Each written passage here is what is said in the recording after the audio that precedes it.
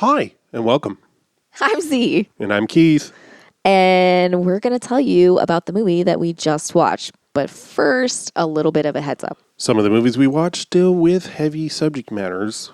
In order to talk about these emotionally delicate things and the heavy subject matters that we sometimes cover, we add humor and crude language to add some levity and to process our own trauma.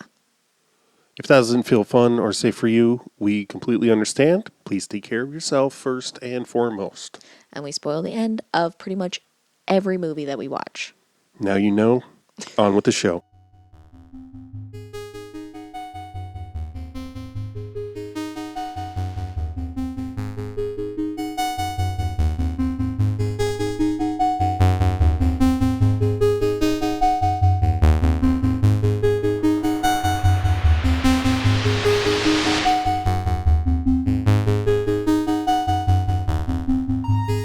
Sheep, sheep, chomp. A chomp. Chomp, chomp.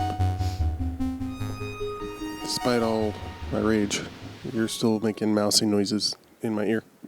Me? Yeah, you went. Oh, yeah.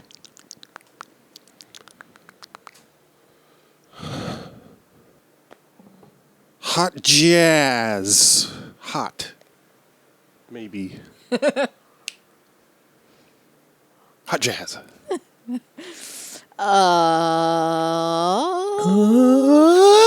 is a great one to end it on, actually. Thank you. Yeah. I'm going to be honest that I did not have any idea that it was... I didn't know it was actually a queer movie.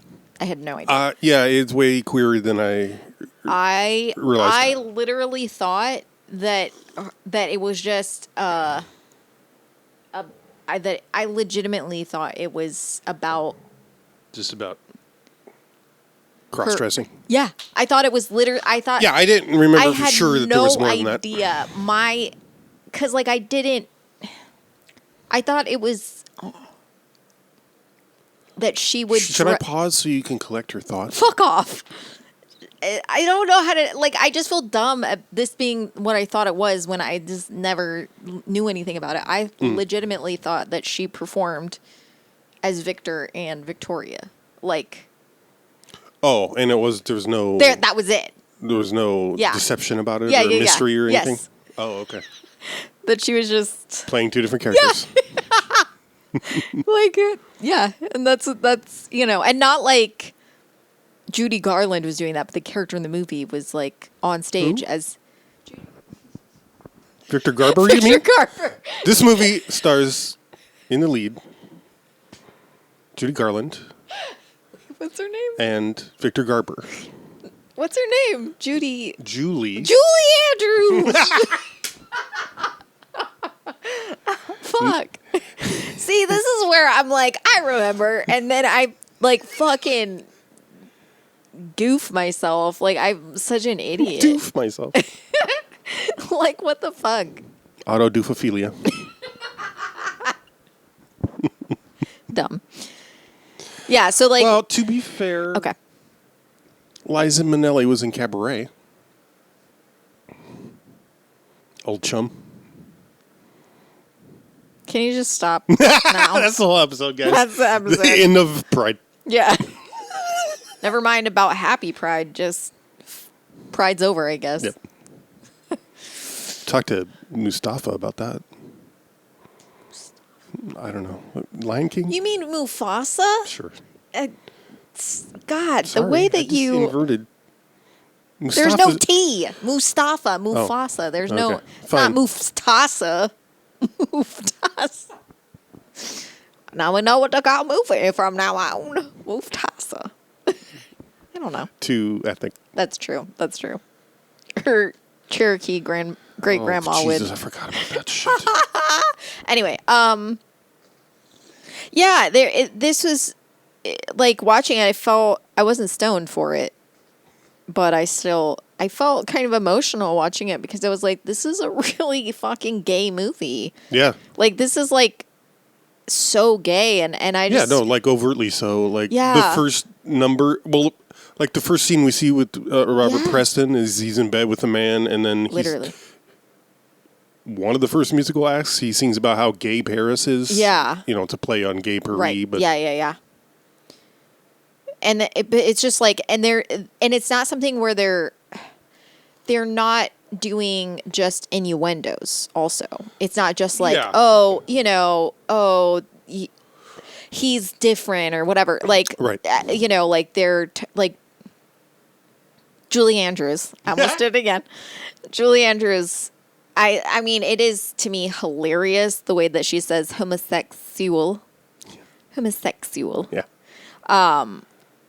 And unironically. Yes, that's just how she's saying it. I'm a homosexual. I didn't know this. Julie Andrews and Blake Edwards.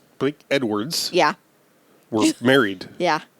I had no idea. I guess I read. I mean, you probably read this in the trivia that what James Garner and her say to each other in bed, how they're just going to take it one day at a time and not try to think ahead further. Don't hold than that. Grudges. Yeah. Yeah. That's what they said on their wedding day, and they were together until he died. Yep.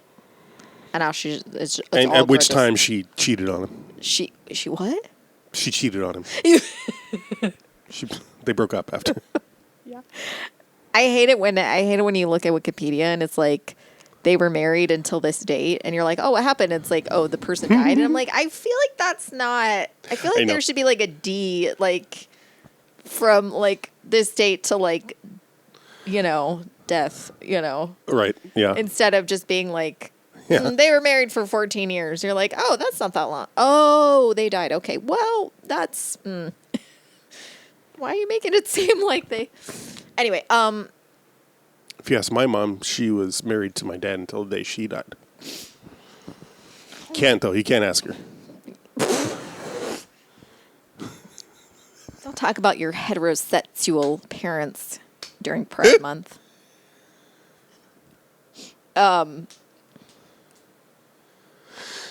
It's pretty rough being two homosexuals in a straight presenting relationship, though. You and me, I mean. Yeah. I feel like that's stolen valor on my part. That's fair. You're just so... Yeah. There's just, I always tell people, I'm like, I'm not being derogatory, but Keith's barely a man. Yeah, I'm totally fine with that description. And like, this is not me insulting him. There's nothing about that is insulting to me. That's a compliment, honestly. Like, I like calling you a cis het man. Yeah. I'm like, no, that's not really what. Thank you very much. Yeah, he likes boobs a lot in a very strange way, but I don't know. Strange way? Because you're so... Boob fetish. I've never heard anybody with. Yeah, because it's like, it's so weird that... Because you're so faggy. Oh, I see. Okay. I thought I meant the type of my enjoyment was perverse. No. I mean, it's just so overt that it's almost alarming. Because I think it would... Well, I'm just because she's a lesbian. She's a lesbian. Let's just say she's been to Portugal. Yeah, I bet she's been to a lot of holes. Portugal. So, I think there's some stuff like this movie actually like sort of subverts a lot of things much more than one I expected it to, and two that I feel like a lot of films would even do now. Absolutely. And I felt emotional a little bit watching it because I'm like, this is a movie that like I don't want to sound like one of those people, but like nobody's gonna make a movie like this now. Or they would, and it would just be no. garbage. What I'm saying, like this, I don't mean like. I mean like legitimately.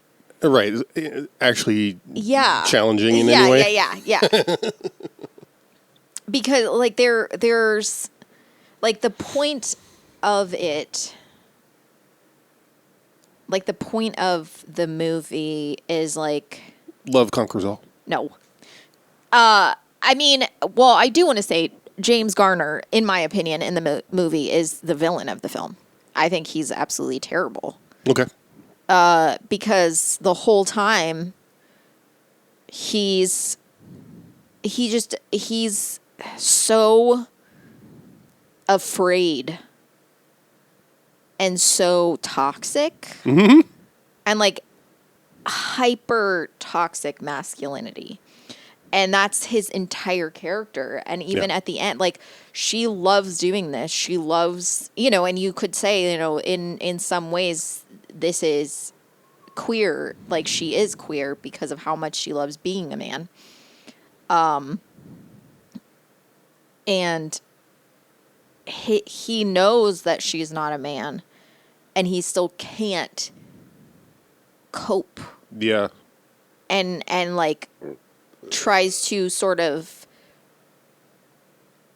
like, there's no apology for how he behaves. Yeah. And then in the end, she stops doing it and is with him. And you're like, Yeah. I was like, that's, oh God. At the end, I was like, so everyone's life is ruined? Yeah. I'm like, or career is what I said, but horrible. like, what? Yeah. What is this ending?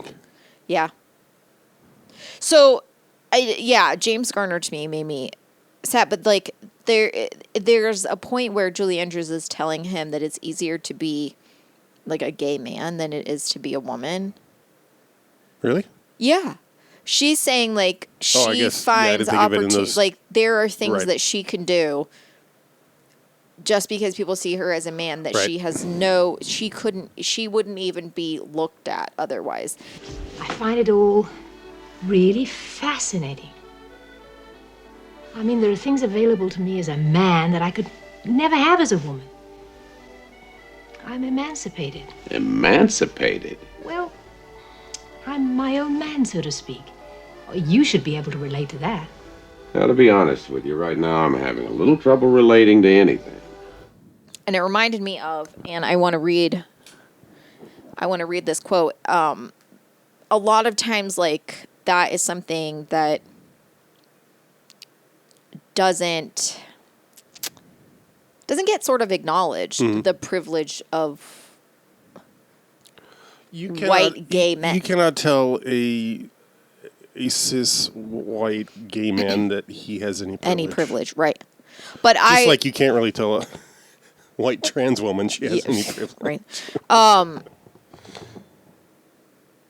And it made me like, there are no people of color in this film whatsoever. Zero. Which I felt... It's glaring. I mean, tracks for Paris, but you know what I mean. Does it? I don't know that it does. Just for how racist they are. Yeah, but they were also colonial, so there certainly would have been like... No, I know. I'm just dogging on Paris. Anyway, it made me... Thinking about it, it reminded me of the James Baldwin quote that I want to read, and the fact that there are no people of color, and a woman is saying it's easier to be a gay man than it is to be a woman in 1930s. Okay, so I want to read this quote by James Baldwin. I think white gay people feel cheated because they were born in principle into a society in which they were supposed to be safe. The anomaly of their sexuality puts them in danger unexpectedly. Their reaction seems to me in direct proportion to the sense of feeling cheated of the advantages which accrue to white people in a white society. There's an element it has always seemed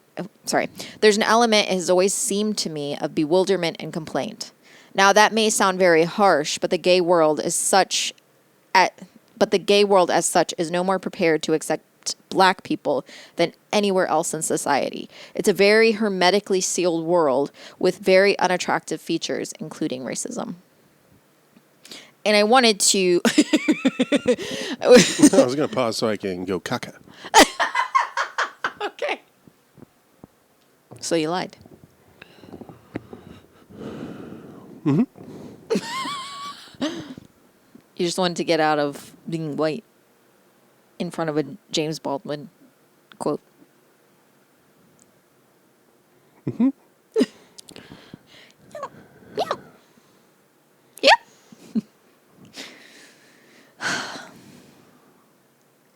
Well, that's all I had to say about the movie. Oh, okay. We're going to say anything about the quote?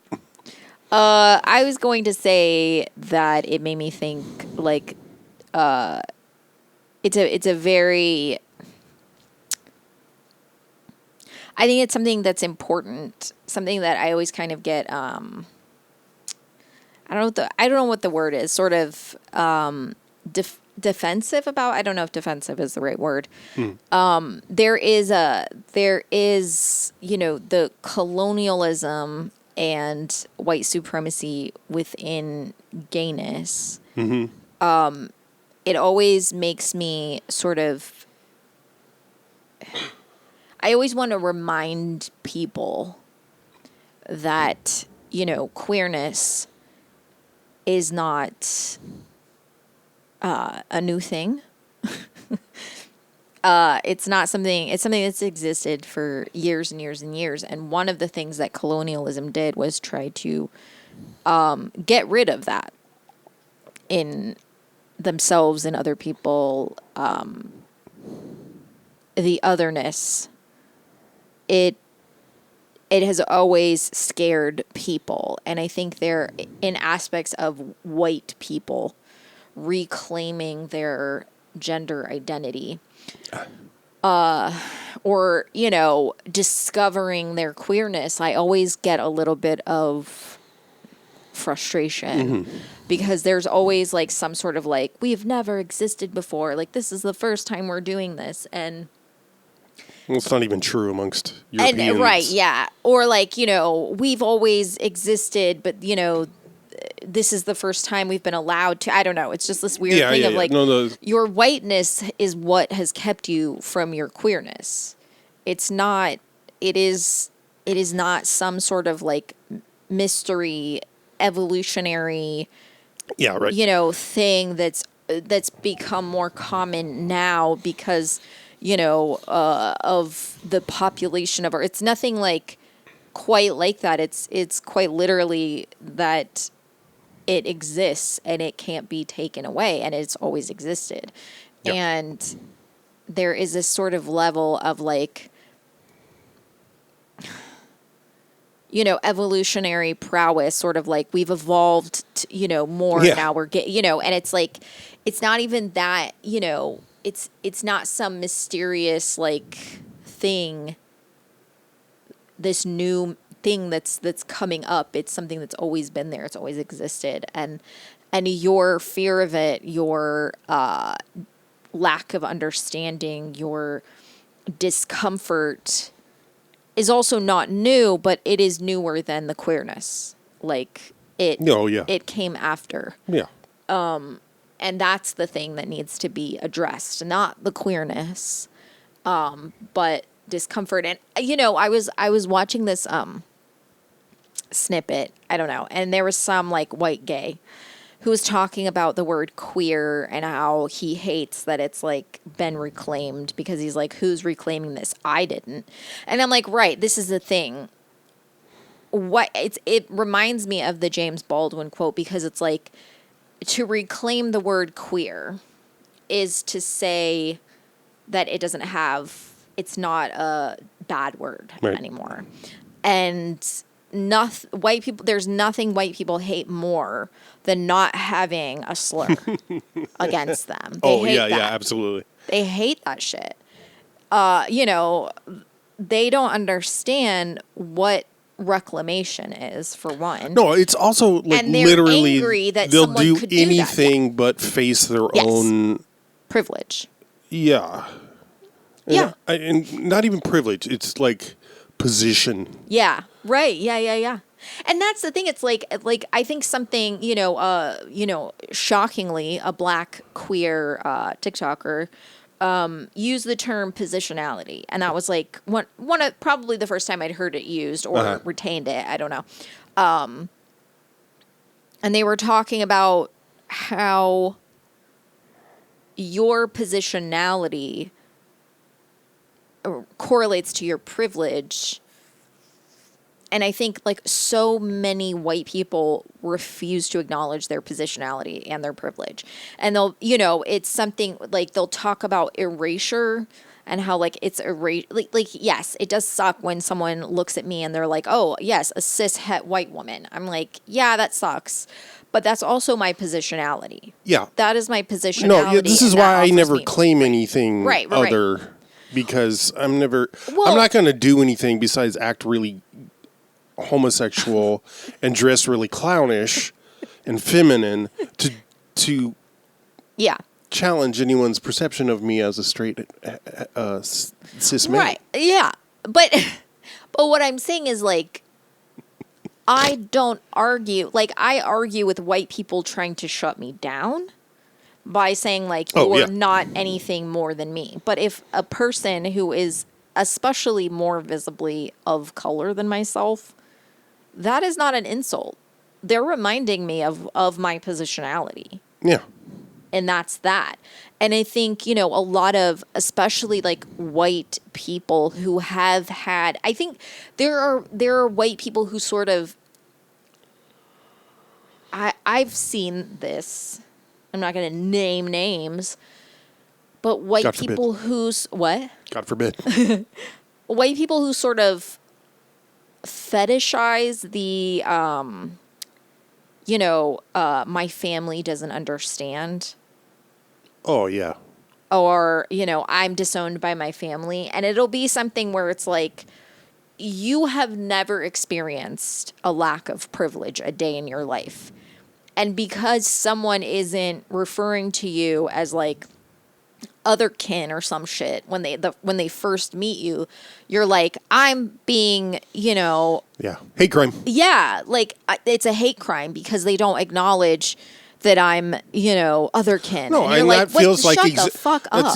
that feels exactly like you want as much, if not more, privilege Yes, than exactly. And the thing, just and being and what the James Baldwin quote makes me think of is that like there it's a two-sided coin, right? It's like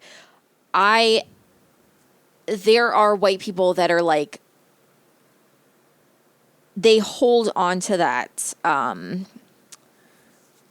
like the oppression that they face as a queer person and remind everybody of it because they're so, incensed that them as a white person experience any sort of even minimal oppression. Mm-hmm. And then there are the white people that need and hold on to any identity that makes them oppressed. You'll find it also within like autistic white people. Oh, yeah, right. Who are like, I'm autistic. I can't help the fact that I'm racist. And you're like, no, we're not going to do that, Yeah. And sort of like, well, I'm autistic, so Or, I'm better like, than all other people. And in you're your like, Twitter bio, you got to list Yeah. ADHD, Yeah. trans, Yeah. queer. And like, yes, some of that is important to identify yourself to your community. And sometimes you're doing it and it's a little bit confusing because the identities you're using are I've seen people do it to the point where I'm like, I can't tell if this is satire. Yeah, no, 100%. And I can't think of anything right now, but legitimately, and like the things that they'll say, I'm like, I literally can't tell if you're being serious or you're just like a troll account. Yeah. And if that's how you are, if that's if that's the crowd you follow or the type of queerness that you fall into, you're probably white and really fucking annoying. Or you're very interested in courting or being aligned with white supremacy, Yeah. basically. Right. Western and imperial. I think there is also this sort of, I think these identities have evolved into people sort of being like, well, I'm queer and neurodivergent, so I can't be racist. Absolutely. And you're like, that's not how shit works. There's plenty of white, right. cis, straight white women that act that way. Oh, yeah. And truly, like, there's a, like, I don't know, this not movie. even neurodivergent or not Oh, even. yeah. Just being a Yeah. white woman. Just white. The disease of white. Well, that's. No, I know. Which is another thing I really, when people are like, white supremacy as a virus, I'm like, let's not do that. Let's not. It's a mental illness. No. We're not going to do that. We're not going to do that. You're stupid if you're racist. Hey, let's stop doing that. Let's stop doing that shit. Because this is your way of saying, it's not me. Even though I'm white. Yeah. I'm not mentally ill or stupid. So Right. he can't be racist. Thank you. I have black friends. I couldn't name any of them, but they're some of my best friends. So tedious. But anyway, this movie, I think this movie is like, it does a lot of, it really does give you, I mean, I think the biggest disappointment about this film is that it is a complete white habitus. Like everybody in this film is white. Yep. There's nothing that even challenges whiteness at all. There's no, even a fake not white person isn't in this. And I'm like, okay. Which I almost started to expect. Right, yeah. Yeah. Like, am I disappointed that there's no? Yeah, right. At least even the Pink Panther had at least like an Asian guy. Yeah. But I think something interesting, the interesting things that this movie does is that it really does sort of, you know, I think despite James Garner's, you know, toxic masculinity, fragile masculinity, there's a lot of like, you know, that all different kinds of men are gay, and like a lot of men, you know, are, you know, it just happened to be gay. It's not something that's like, Yeah. it's only that way if you're in a chorus line. Like the fact that Alex Karras is playing a gay man, the fact that, and like, you know, I was actually kind of impressed by that because like in the scene where he comes out, he's like crying and he's like, you don't know what you've done for me. You don't know the gift that you've given me, you know? Yeah. And I'm like, that's crazy for like a fucking football star to be playing in a movie. And it's not, I mean, it's played a little bit as a joke. Mm-hmm. Hey, Squash, look, I know what you're thinking. No, you don't. In one fell swoop, you've changed my whole life. It wasn't that kind of swoop. Listen, boss. If a guy like you's got the guts to admit he's gay, so can I.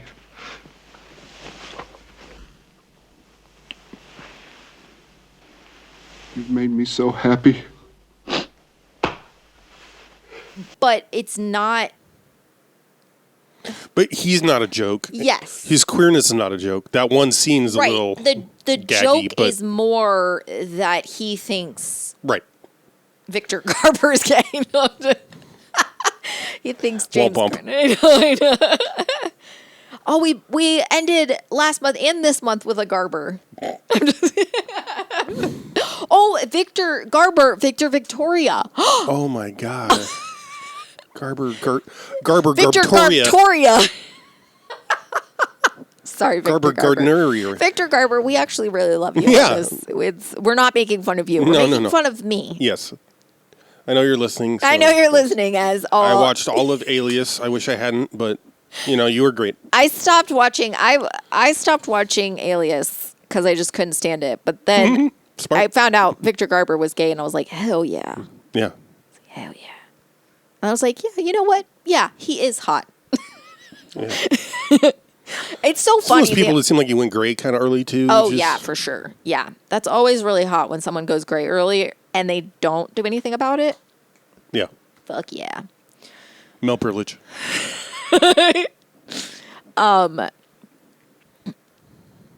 Yeah, but like The Covenant. the fact, like, James Garner, like, anytime he's like sort of feeling overwhelmed, you know, Yeah, like, oh, right. I'm in a relationship with what people think is a man, he like puffs his chest and tries to, you know, and he gets his ass kicked basically. But like the first time he's like trying to pick a fight with someone, and and Alex Karras is like, Squash is like, you shouldn't be doing that. And he's like, no, I can handle myself.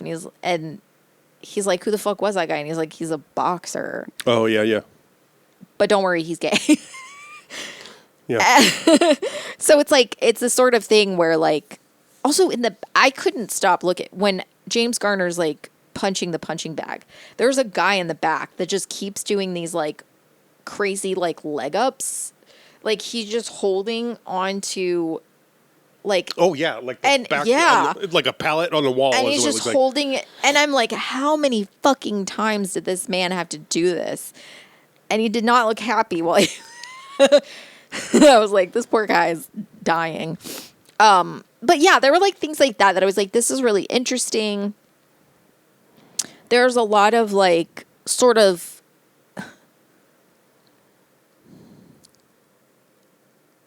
I don't want to say call out, but sort of like calling attention to like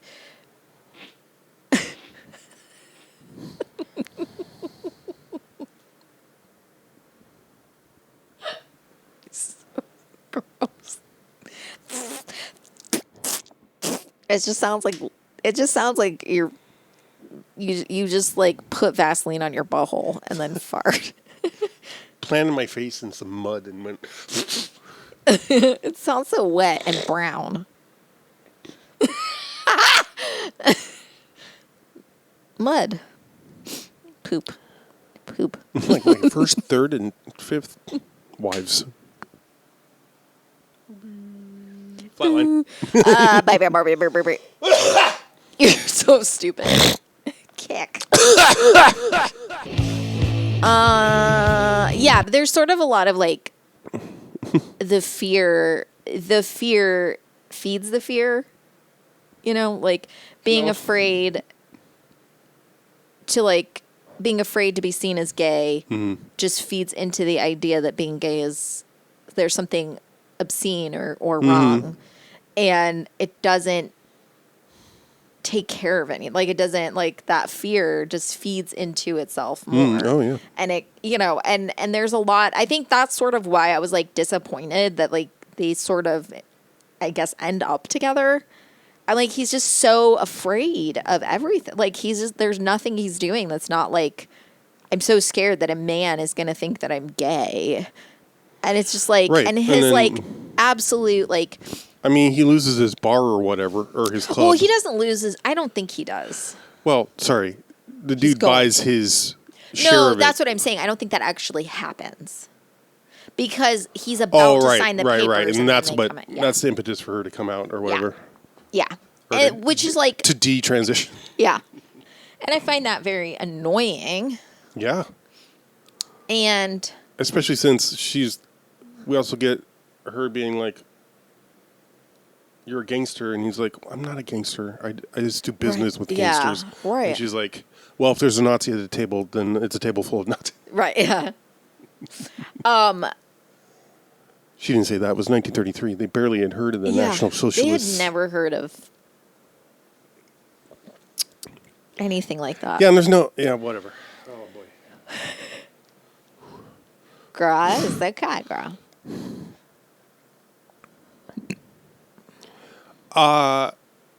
There's some physical comedy that almost feels out of place. What I mean is a lot of it's out of the blue. You're like, why is this here? Yeah.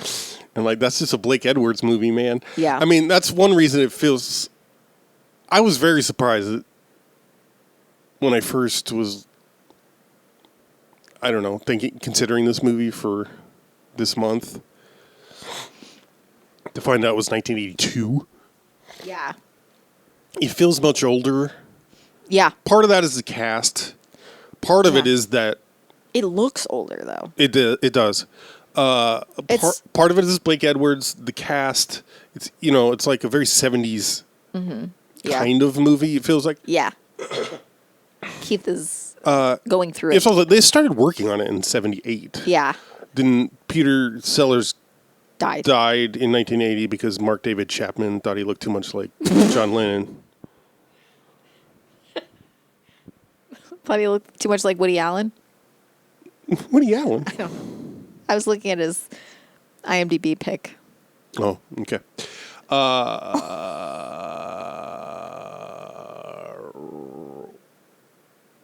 Yeah, so that delayed things. Yeah.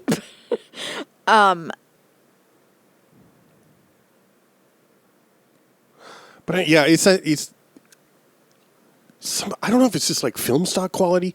I mean, I don't think this movie. It reminded me of Black Hole. Black Hole compared to Alien. What? Oh, okay.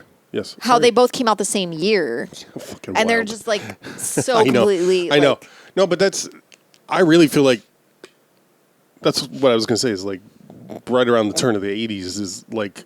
Yeah. Some movies look so much better, and Yeah, it's crazy. And It's I wild. don't know if it's just film stock or what. It has to be Equipment. Yeah, it's so yeah. That's something that's like very fascinating. How like, yeah,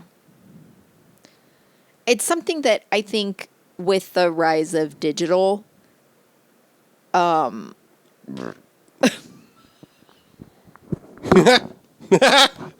no, see, he's out of the chair, onto the floor.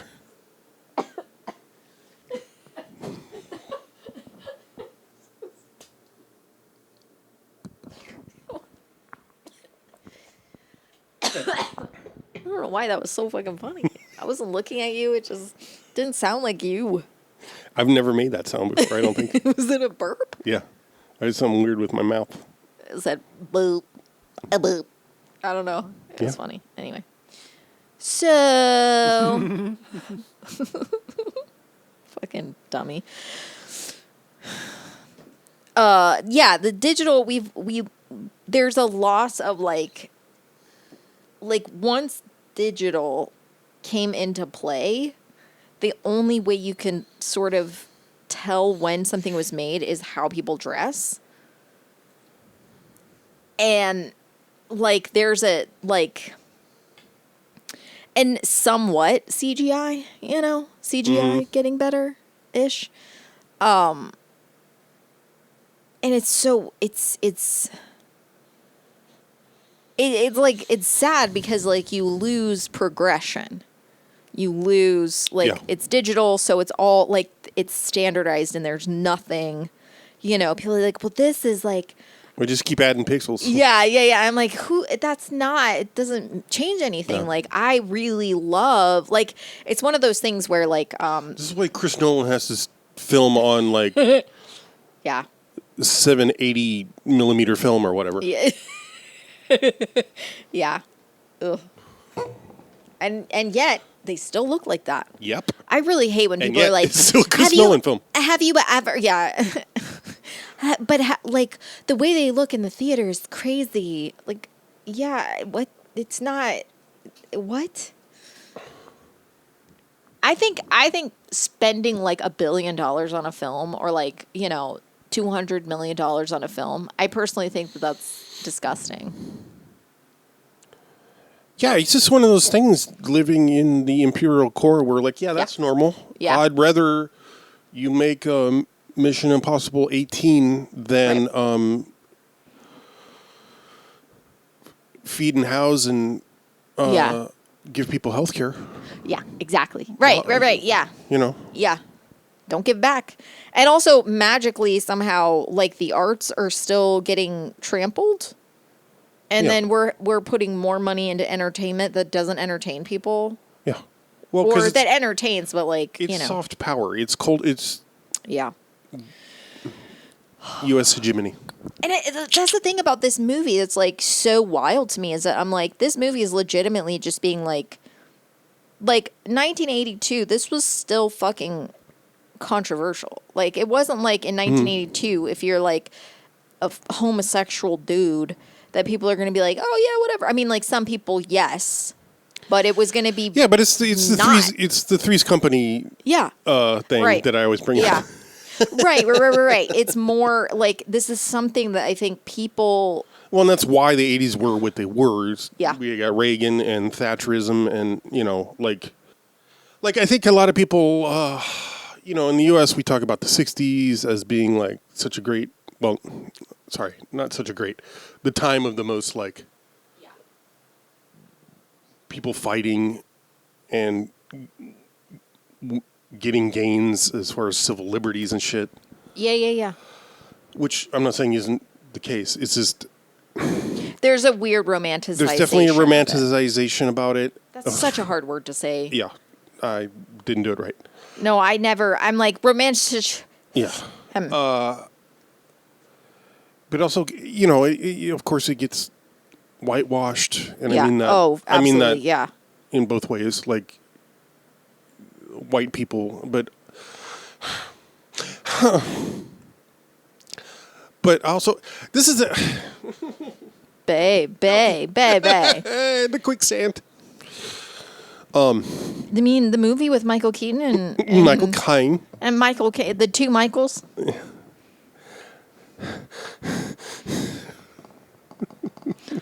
Oh, baby. Oh, baba. It's as much about. Okay. I think one of the most important thing you can do if you're living inside the imperial core. It's new to me. I'm just recently went through this sort of transition. I'm still learning, of course. But figuring you have to decenter your brain around what you're told. Yeah. Is you have to look outside as much as you can, even though you're inside it. You have to look outside the Western cultural bubble. Mm-hmm. And I don't mean just watch foreign films or read foreign authors. I mean, look at people that resist Western hegemony. And when I say the West, it's not strictly, that's a cultural, I'm talking about European originated global dominance. Yeah. That is falling apart now. That's why we're all going through this hellscape. Yeah. It's because people are resisting, and because its internal contradictions are catching up to it. Anyway, okay. But I think that's you have to get out of that. Otherwise, any of your politics, any of your efforts will be like Arrested Development. You know what I mean? Like, yeah. Right. Okay, why did I say that? Oh, so the 60s was a huge part of the 60s was there was a lot of decolonial efforts. Yeah. So it's not just that like UK and the US experienced in the 80s Thatcher and Reagan because of the internal civil disobedience and civil struggles. Like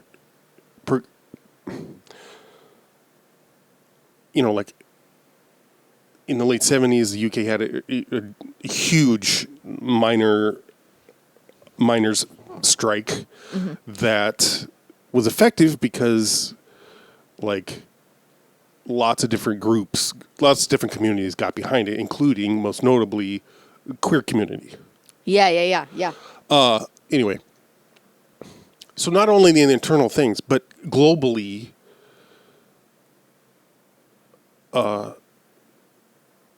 places in the global south were rejecting their colonial, were resisting, uprising against, and succeeding, making gains against colonial.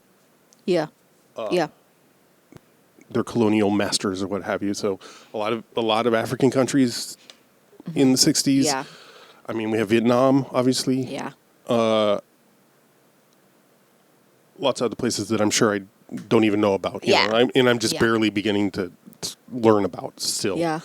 But like, oh God. Sorry. I know this is the first place my brain goes, but. Well, same, yeah. I want people to understand there's no USA that will be an egalitarian society. Yeah. Anyway, my point was about how culturally things were more sexually open, I guess, in the late 70s than they were shortly after. Yeah. And like some of that is to do with AIDS. Oh, yeah, for sure. And get that, you know? But also, the 80s were a lot of, that was a lot of, a lot of people really putting their shit on the line for AIDS activism and queer communities in the U.S. and the UK, I assume.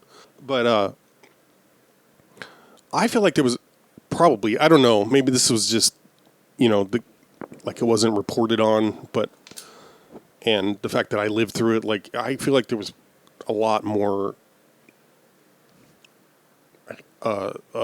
hate crimes in the 80s in the U.S. against queer folks. Yeah.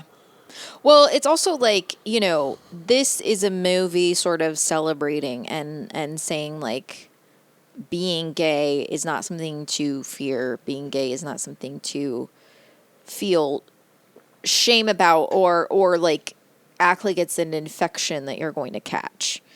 And then AIDS happened, and it's legitimately turned into, I don't want to catch it. I don't want to catch the gay disease. Yeah. And then, every fucking movie in the 90s was like, AIDS. This person got AIDS, or like, AIDS isn't just for gay people. It's also, it also happens to good to people white women. too. And so there's a lot of, where this movie was going.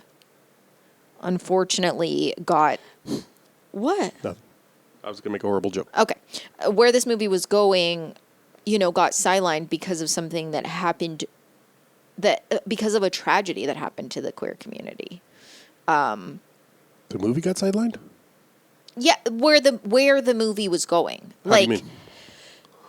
So the trajectory of this being a successful film, this being something, and it's talking about like being a gay man is nothing to be afraid of. It's nothing to feel shame about. It's not, men can be perfectly masculine and homosexual. They can be sports players. They can be musical, whatever, musician, not music, performers. There's all types of things, just being gay is, and, there were trans people in this movie. There were cross-dressers. There was like all kinds of stuff, just as decoration. And I don't say that, not, and I don't say that like tokenism, like quite literally like looking, being like, look at how gay this is. Like decoration as like prideful, not as like, this is a joke or this is a trope or anything like that. There wasn't a trope yet. To show that our main characters aren't really that exceptional. Right. Yeah. Right. In that regard, anyway. Exactly. And that like it's nothing that they would be scandalized by. Right. And so like if this kept going, if like films kept going, there would be like it would be vastly past acceptance and openness and lots of queer characters all over the place. But then AIDS happened, and right, we got the rebirth of tragedy. Exactly, we got the tragedy, but also we got to have. There is something to fear from gay people. You don't want to catch AIDS. Right. If they touch you, and then you had to do like educational stuff where it's like, you're not going to catch it if you touch me. It's not gonna, and then they die at the end of the episode or whatever. Or like, They also love doing the whole, like, kids with it because they got a blood transfusion or whatever. Oh, yeah. That was so many very special episodes. Yeah, exactly. So, things like that were like... Don't worry. Walker told me I have it.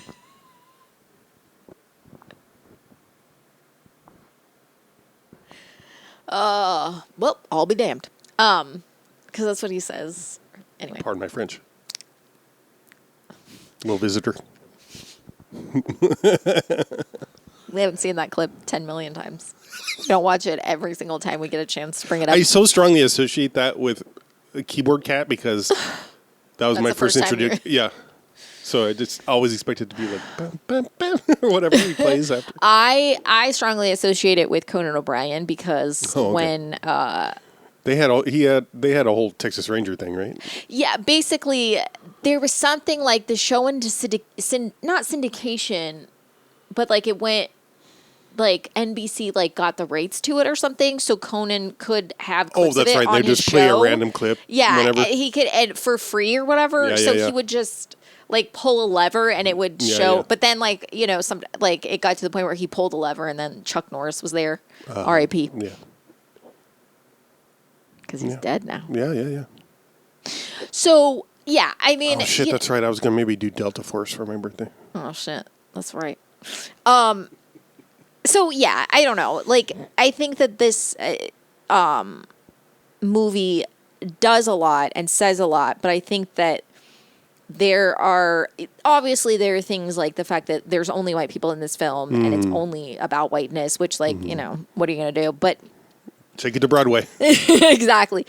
But the unfortunate reality is that like the path that this movie was taking people got sidelined with something that should not have been like it was something that happened to the gay community especially, but it's also something that like when you look at it and learn about it, it was such a like it was such an ostracization of Oh yeah. queer people, and It's it God's punishment. took so many of us away. Yeah, And and there was purposeful. yes, yes, neglect Yes, thank you. and a lack of concern over who Yeah. was being affected the most But by it's this. so ridiculous because it's like, why do you think it's going to stay in a community? That's not how Oh, right. That's any disease works. yeah. and I think, Regardless of how it's transmitted. yeah. It's one of those things, that people have such a fear and disdain for, and there's so much that isn't understood about the disease. Yep. And what, the virus, what goes on with it, and the difference in being like, being HIV positive and having AIDS and all of those things. And like there's stuff now where like, they have PrEP, which is fucking rad, and important ways, that you can protect yourself. Mm-hmm. And, still people like to be asinine and not do it. But the point is, like, we've come a long way, and still there is a hiccup in that trajectory of like acceptance, and it's so, especially now when they're like trying to overturn gay marriage, and they're trying, they've overturned Roe v. Wade, and like all of these things that they have undone and are continuing to bring down onto the queer community. It's so, that's one of the reasons why watching this, I felt emotional, because I'm like, this is something that like, it still feels revolutionary to watch this in some ways. And the fact that that's the case always makes me feel like bittersweet. Like, great film. I hate that this is still something that could be watched and that people would feel that it's relevant. Yeah. Like, it's been like almost 50 years and it shouldn't be fucking relevant. It shouldn't be relevant at all. Right, exactly. This movie should feel it should dated as hell. Yeah. It looks dated as hell, and it feels so relevant, and that's so enraging. Yeah. In so many ways. Would you recommend? Well, after hearing you talk about it, yes.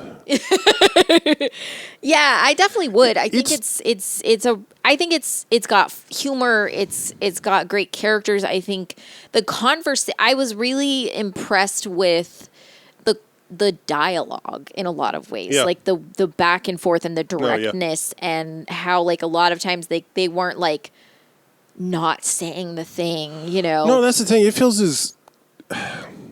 It It's sort of surprising it was written by a straight person. Right. Although he said, one of the trivia said, like, basically he regrets the fact that he chickened out and made a scene where James Garner, like, finds out that she's not a man before he professes his love.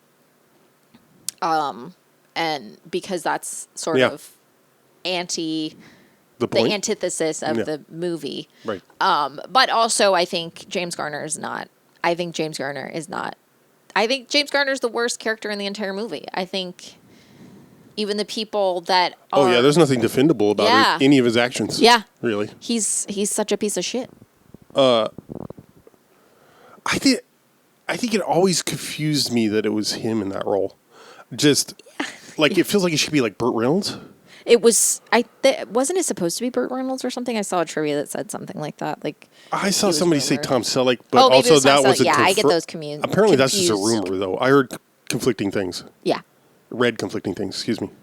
Yeah. But yeah, like... But it's also... Garner was never on my radar as a kid, except for Rockford Files. Yeah. So, like, I didn't know... I know, him being in this... But that's another thing where I'm like, Rockford. This is fucking Rockford. Right. And he's like... This, it feels No, yeah, so... before that he was on... there was some Western TV series he was on. Yeah. Bonanza. That they made a movie out of in the 90s for some reason. Yeah. Mel Gibson. Damn thing won't stay in the holster. Whoop! Jodie Foster. A silly-looking creature's called Maverick, and my name is Annabelle Bransford. I'll be taking the stage. Well, so am I. So am I. James Garner. You can relax and enjoy the journey now. Maverick. Don't worry. Nothing to worry about. I got it all under control. Yeah, well, I remember my first runaway stage. Robert Preston... Yeah. He's hard to look at, but he's really good. He is really good. Yeah. His hair is so confusing, and it upsets me. Yeah. I just wish he would style it differently. Yeah. Yeah. You may remember him from a little movie called The Last Starfighter. Yeah. So he played Centauri, or a little movie called The Music Man. Yeah. Yeah. I love the problem is they felt too well performed. Like his little ad libs he does anytime he's on stage, anytime he's doing an active performance, but they're so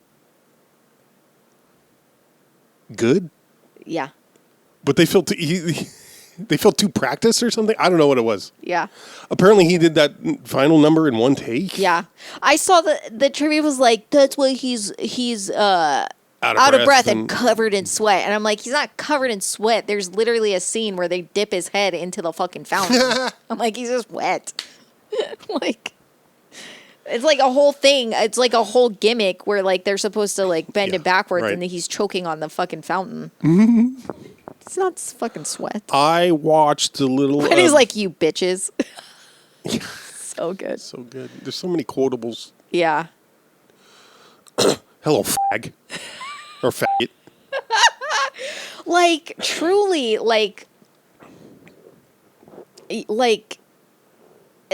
really do, you know, there'll be times when he'll be like, I don't know, I'm just worried. And she's like, that someone's going to call you a fag or something. And he's like, yes. Like, and I'm like, oh, they're not.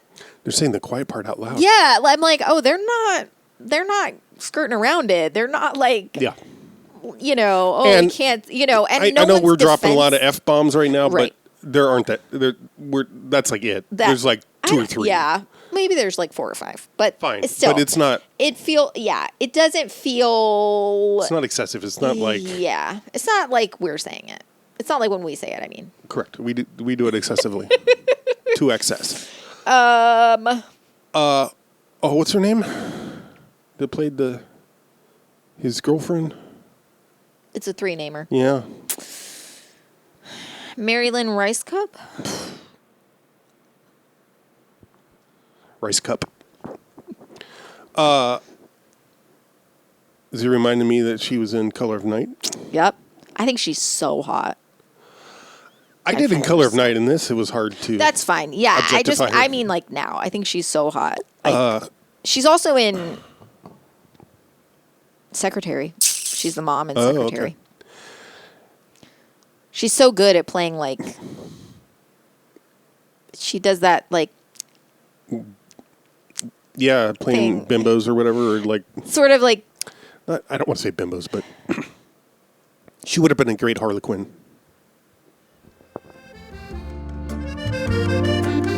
The Faubourg Saint-Honoré, where all the millionaires play, is also, I'm so glad to say, Gay Paris. The Rue de Rivoli Arcade, where fancy goods are displayed. There's also bound to be rough trade, Gay Paris. And in Arrondissement 8, the Champs-Élysées I would rate perhaps the one thing that's straight as can be. And at the Café de la Paix, if you are heading that way, they drink a toast every day around 3. They make each moment as gay as le 14 juillet. That's what they mean when they say Gay Paris.